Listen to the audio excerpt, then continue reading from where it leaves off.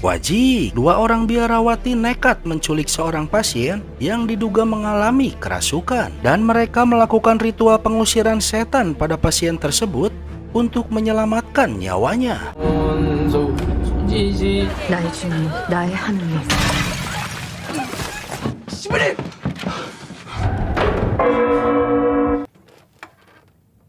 Itulah sepenggal kisah dari film berjudul Dark Nuns yang baru saja dirilis di Januari 2025 ini. Kembalinya Song Hye Kyo setelah 11 tahun lamanya vakum di layar lebar. Film ini adalah spin-off dari film berjudul The Priest yang dirilis di tahun 2015, di mana link alur ceritanya sudah saya cantumkan di kolom deskripsi. So mari kita ke alur ceritanya, tetap di Bara Carita yang ada wajiknya.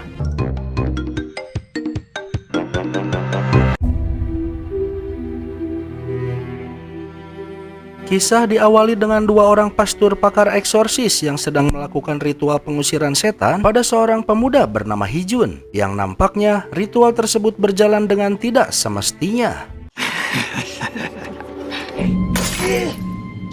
Di saat yang sama, tibalah seorang biarawati bernama Suster Yunia, di mana nampaknya dia pun memiliki kemampuan dalam bidang yang sama. Tanpa buang waktu, dengan tenang Suster Yunia pun melanjutkan ritualnya.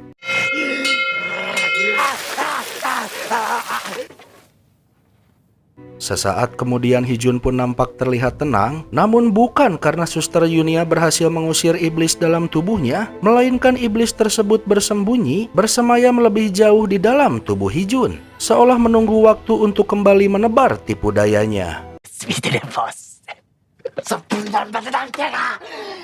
다시 숨었어요. Dan kisah Dark Nuns pun dimulai.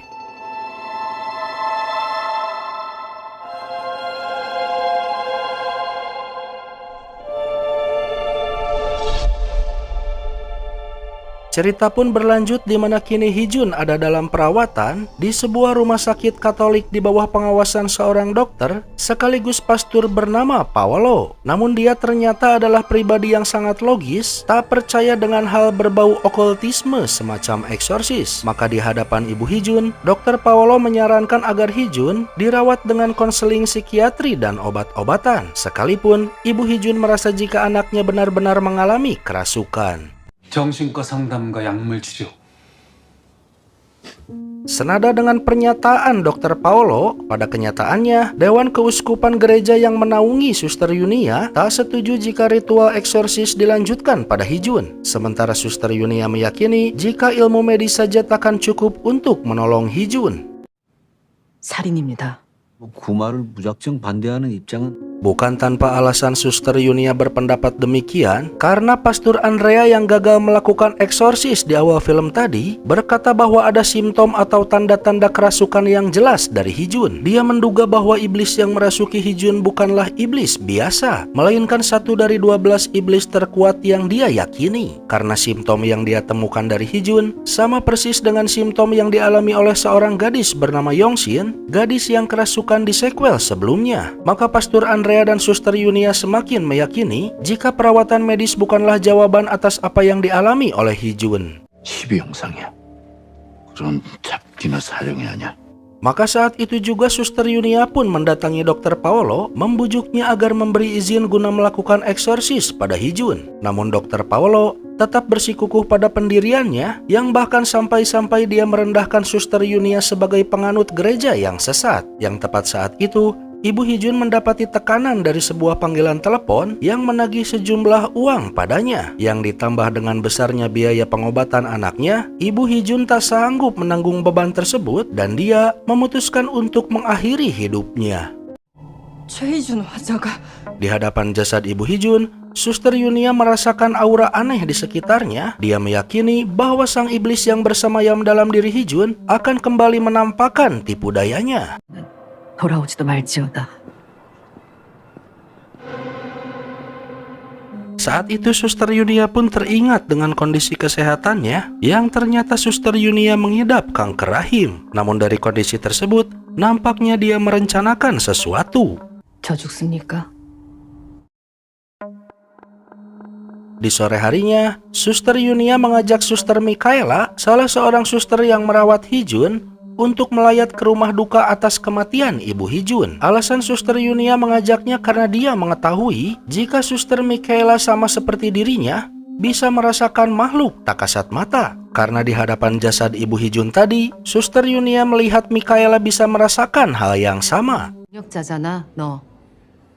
난 청각 장애가 있어. Pada kenyataannya dalam hati Suster Michaela sendiri, dia tahu jika perawatan medis takkan mampu mengobati Hee-jun. Namun dia lebih memilih bungkam dan menuruti apa yang diyakini oleh Dr. Paolo untuk menghindari masalah. Maka Suster Yunia pun menyodorkan kumpulan berkas simptom yang dialami Hee-jun, membujuk Michaela agar mau membawa Hee-jun keluar rumah sakit diam-diam untuk melakukan eksorsis tanpa sepengetahuan Dr. Paolo. Namun Michaela mengira jika Suster Yunia telah kehilangan kewarasannya. 미친.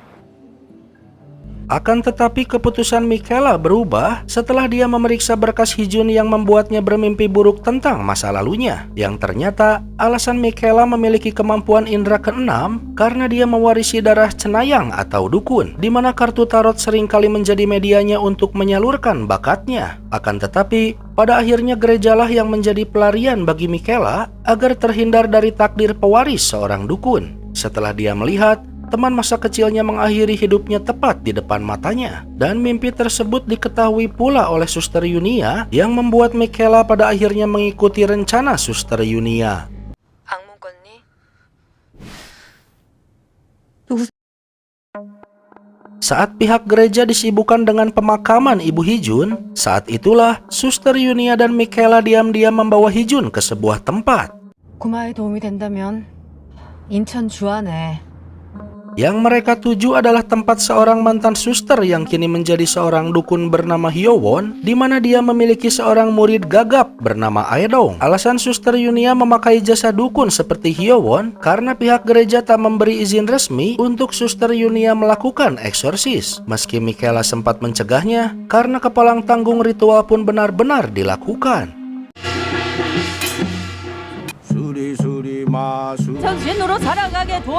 Namun tepat saat Suster Yunia dan Michaela membawa Hee-jun ke laut, tiba-tiba saja sang iblis bereaksi, di mana kekuatan sang iblis lebih kuat dari yang diduga, sehingga ritual yang dilakukan Hyowon pun mengalami kegagalan.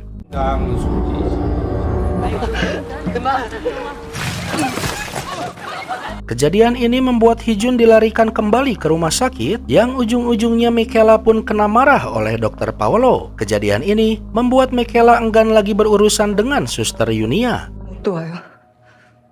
Akan tetapi Suster Michaela terpaksa menemui Suster Yunia kembali saat mengetahui jika Dr. Paolo mengkarantina Hee-jun di sebuah gereja tertutup. 주세요. Saat itu juga Suster Yunia dan Michaela menuju gereja yang dimaksud, yang saat mereka tiba sang iblis sudah menguasai Hee-jun dan dia menebar tipu dayanya, mendikte masa lalu ketiga orang yang ada di hadapannya, sampai-sampai membuat Dr. Paolo hendak mencekik dirinya sendiri. 동생도 이튿날 지 목을 매 자살할 거.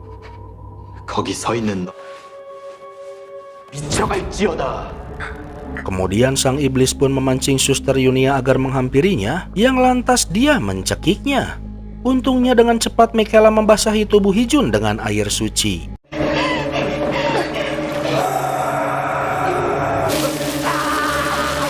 Dari kejadian ini Suster Yunia pun semakin bertekad untuk melakukan eksorsis pada Hee-jun, namun dia membutuhkan satu pastor pakar eksorsis lagi untuk mendampinginya. Maka saat itu dia pun mendatangi Pastor Andrea untuk meminta bantuannya. Akan tetapi Pastor Andrea telah terkena pengaruh sang iblis, yang justru Pastor Yunia terpaksa melakukan eksorsis padanya. 힘과 임무를 하느님께 부여받으신 명으로 악마들을 쫓아내게 하시고. Karena tak ada pilihan, Suster Yunia pun meminta bantuan Rosicrucian Vatikan agar bisa memberikan solusi atas apa yang terjadi pada Hee-jun. Lewat bantuannya, pada akhirnya pihak gereja pun mengizinkan Hee-jun agar mendapatkan ritual eksorsis. Namun Dr. Paolo lah yang ditunjuk untuk memimpin ritualnya, karena Suster Yunia terus saja melanggar peraturan. Mendengar orang yang tak percaya okultisme akan memimpin ritualnya, tentunya Suster Yunia pun tak menyetujuinya.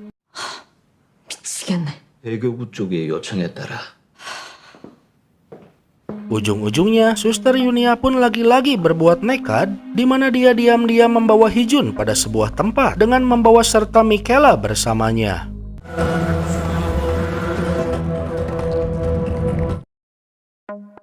Tibalah mereka di sebuah gudang dan mengikat Hee-jun di sebuah ranjang yang tanpa diduga, Dr. Paolo kini memutuskan untuk ada di pihak yang sama, melimpahkan tugasnya pada Suster Yunia yang lebih paham dengan eksorsis.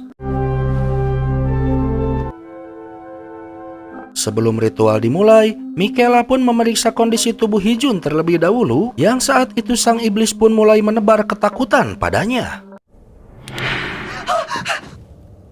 너도 의사잖아. Saat kemudian, ritual pun dimulai.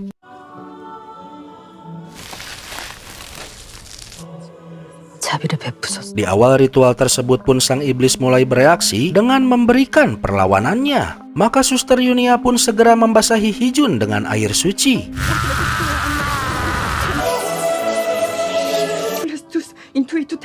Seperti ritual eksorsis pada umumnya di mana sang eksorsis akan membongkar jati diri atau nama sang iblis yang hendak diusirnya. Namun semua tak mudah karena iblis dalam diri Hee-jun semakin keras memberikan perlawanan.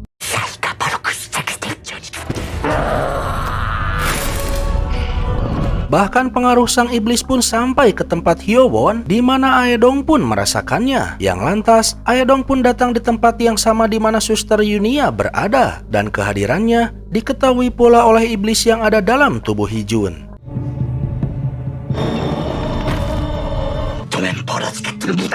Mengetahui kedatangan Aedong memberikan sedikit ketakutan pada sang iblis. Saat itu Suster Yunia meminta Aedong untuk membantu mendukung ritual ini dengan apapun yang dimilikinya. Yang kemudian ritual eksorsis pun berlanjut. 두려워하는지.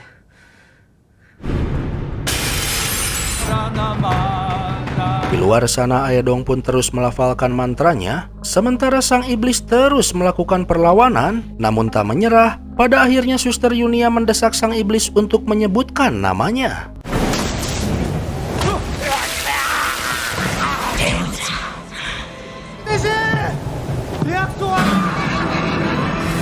Akan tetapi kejadian tersebut memicu ledakan gas di gudang tersebut yang menyulut api membakar gudang di mana Suster Yunia berada. Maka saat itu juga Suster Yunia meminta Michaela segera membawa Hee-jun ke gereja terdekat dan segera membunyikan lonceng gereja sebanyak 3 kali agar menghindarkan sang iblis kembali merasuki Hee-jun. Dari sinilah Michaela menyadari jika Suster Yunia telah menyegel sang iblis dalam rahimnya sendiri. Tak ada pilihan, Suster Michaela pun menuruti permintaannya.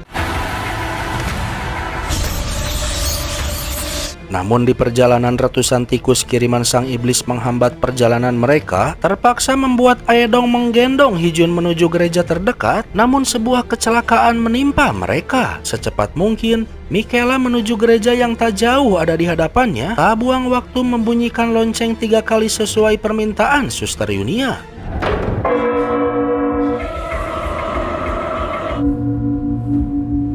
Yang saat bunyi lonceng terdengar, Suster Yunia pun memasuki gudang yang diselimuti api karena ternyata dia tak berniat untuk keluar hidup-hidup, mengorbankan diri untuk mengembalikan sang iblis kembali ke alamnya.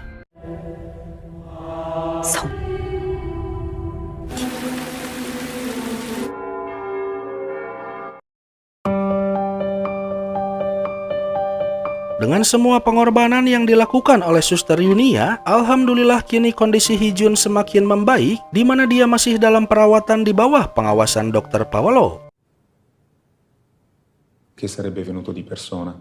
Dan di penghujung filmnya, nampak pastor bernama Choi memberi penghormatan di makam Suster Yunia. Pastor inilah orang yang melakukan ritual eksorsis di sequel sebelumnya, di mana link alur ceritanya bisa Anda lihat di kolom deskripsi. Dan kini, dia bersama Suster Michaela meyakini bahwa ancaman sang iblis takkan berhenti sampai sini saja.